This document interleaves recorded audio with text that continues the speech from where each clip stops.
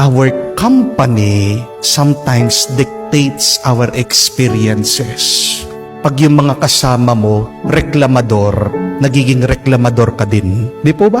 Pag yung mga nakakausap mo, negatibo, nagiging negatibo ka rin. Di po ba? Pag yung mga nakakasama mo, bad influence, pati ikaw, nagiging bad influence ka din. Pero minsan, hindi lang naman doon sa mga nakakasama natin eh. Sinong may kasalanan, bakit nadudumihan yung iyong paningin? Sinong may kasalanan, bakit nagiging masama ang iyong pag-iisip? Sinong may kasalanan, bakit napapasama din ang iyong kaluluwa? Bukod sa ibang tao, nag-uumpisa ang kasamahan sa atin. Bukod sa ibang tao, nag-uumpisa ang kasiraan sa atin. Meron nga ang kasabihan that no matter how hard and strong a steel is, it is destroyed by its own rust. Pagkatibay-tibay man ng isang bakal, nasisira yan ng sarili niyang kalawa. Sinong naninira ng buhay mo? Saan nagmumula ang kasamaan, ang kasiraan ng iyong buhay, ang kalungkutan ng iyong nararamdaman? Bago mo sisihin ang ibang tao, bago mo tignan yung mga bagay-bagay na nangyayari sa iyong buhay, pumasok ka muna. Suriin mo ang iyong pag-iisip, tignan mo ang iyong paningin.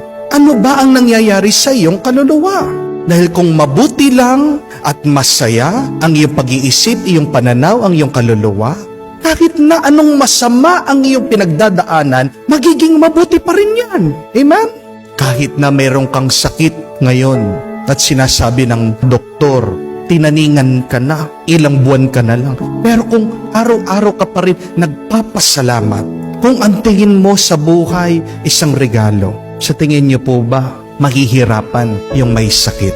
Hindi, di po ba?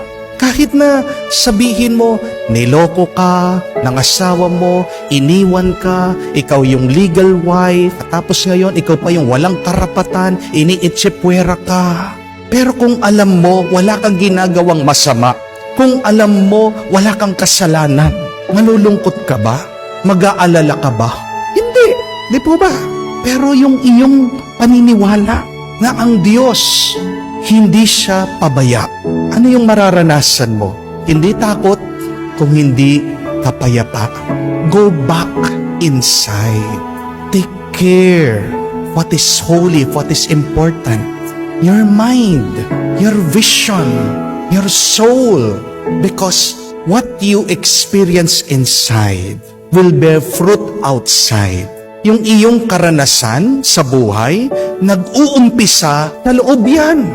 Kaya huwag mong hahayaan yan na madumihan na kung ano man yung masama na nangyayari sa buhay. Magiging matuwid, magiging maayos, magiging mabuti ang ating pag-iisip, ang ating pagtingin, ang ating kaluluwa kung palagi tayong sumusunod sa Diyos. Amen?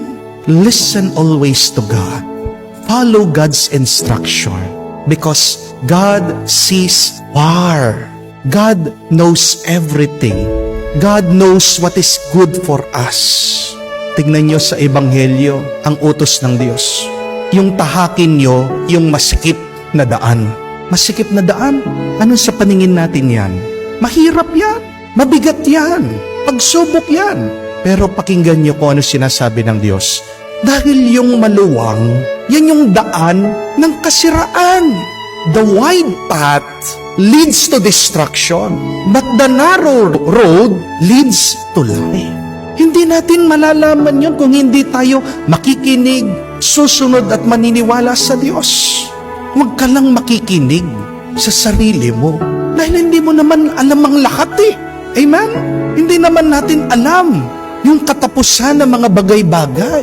Hindi naman natin alam kung ano mangyayari sa kinabukasan eh. Amen? Our visions are limited. We are limited. May hangganan ang ating paningin.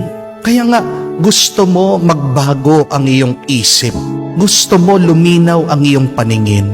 Gusto mo bumuti ang iyong kaluluwa. Palagi kang lumapit sa Diyos at tutulungan ka niya.